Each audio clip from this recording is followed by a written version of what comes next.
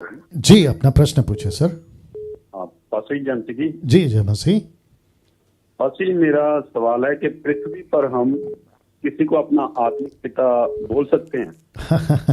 Okay okay okay, good question, बहुत अच्छा सवाल है। हाँ जी, जी जी क्योंकि ये सवाल मेरे पास कल आया है। अच्छा अच्छा अच्छा। और हाँ जी, मैं तो आप मतलब कि सुनता हूँ, लेकिन मतलब कि इस विषय को मतलब कि ताकि और भी लोग जाने, जी। इसलिए मैंने ये सवाल किया है।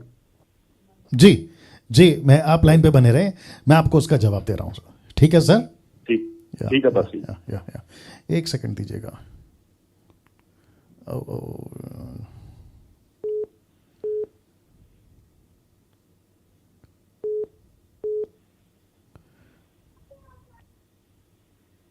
जी मिल गया। ओके, तो जितने दर्शक है कितने?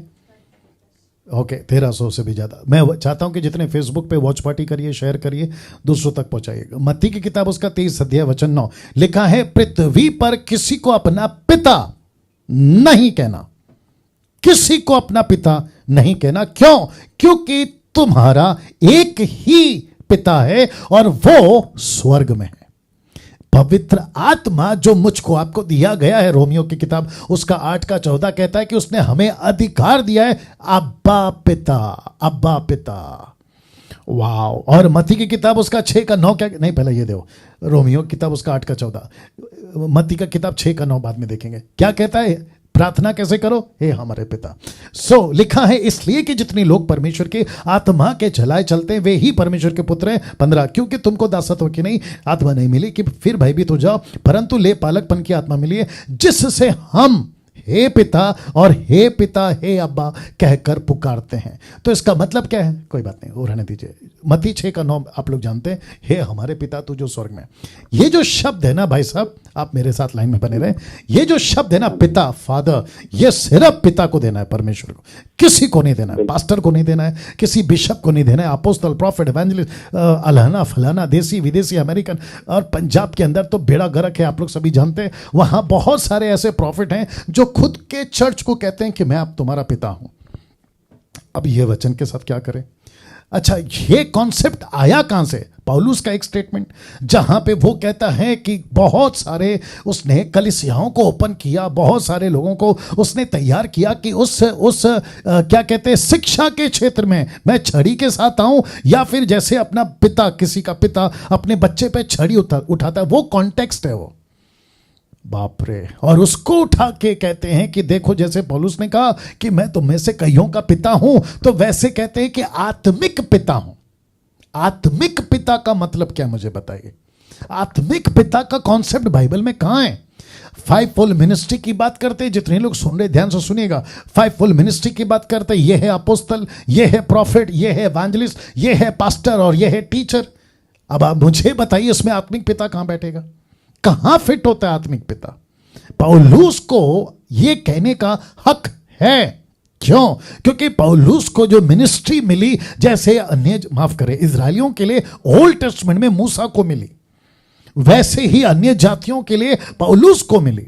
वो मिनिस्ट्री अलग है, हम उसकी नकल कतई नहीं कर सकते। उसकी मिनिस्ट्री यीशु ने उसको दी है, लेकिन उसके कॉन्सेप्ट को उठाकर आउट ऑफ कॉन्टेक्स्ट में जाके कि मेरे को पिता बुलाओ, आत्मिक पिता, स्पिरिचुअल मेंटर, ये टोटल गलत है।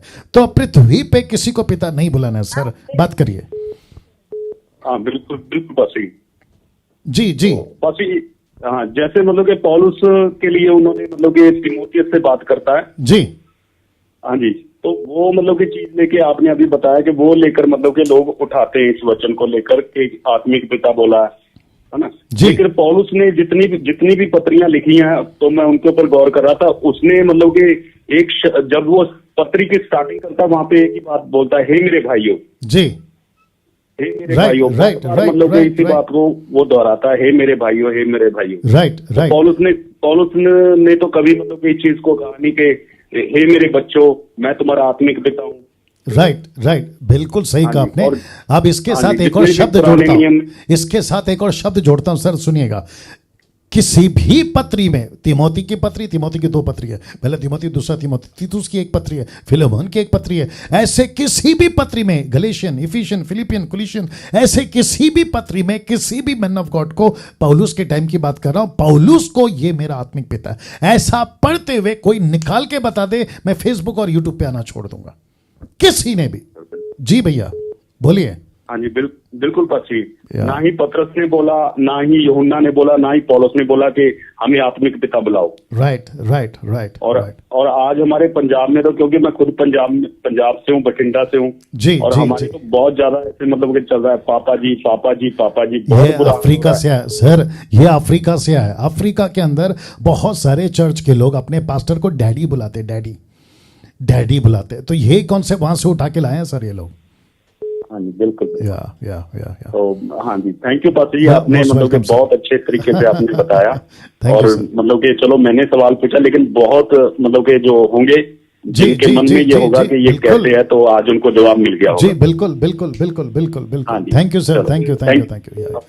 वापस कहता हूँ, जितने दर्शक देख रहे हैं, पंजाब से हो, गुजरात से हो, कर्नाटका से हो, महाराष्ट्र से हो, तमिलनाडु से हो, या फिर केरला से हो, या अफ्रीका से, अमेरिका से, यूके से, कहीं से भी हो, पृथ्वी पे किसी को बाप, पिता, अब्बा, डैडी नहीं बुलाना है। ये हक, ये नाम सिर्फ और सिर्फ परमेश्वर पिता का, जीसस ने बोला है। बाकी डॉक्ट्रिन बनाने के लिए आपको 2 से 3 स्क्रिप्चर चाहिए होते हैं। पिता का कॉन्सेप्ट डॉक्ट्रिन बनाना है ना आपको, कॉल मी फादर, ये डॉक्ट्रिन है। अगर ये डॉक्ट्रिन बनाना है तो आपके पास में 2 से 3 स्क्रिप्चर होना चाहिए। आपके पास कौन सा वचन है सिवाय वो एक स्टेटमेंट के, और वो भी आउट ऑफ कॉन्टेक्स्ट है? कैसे बना लेते हो डॉक्ट्रिन? तो जितने भी किसी को डैडी बुलाते हैं, मुझे पता है बेंगलोर में भी 2-3 ऐसे हैं, 2-3 के आधा दर्जन होंगे, जिनको वो लोग डैडी बुलाते हैं। कहते हैं डैडी, बर्थडे आता है तो हैप्पी बर्थडे डैडी, एनिवर्सरी है तो हैप्पी एनिवर्सरी डैडी। फिर कहते हैं कि पापा, अरे बाप रे, आप पापा कहाँ हैं, डैडी कहाँ हैं? और फिर वो सामने से कहता है माई स्पिरिचुअल सन, ऊपर बैठा परमेश्वर बोलता है यार ये तो मेरी जगह ले ली तुमने। तो किसी को नहीं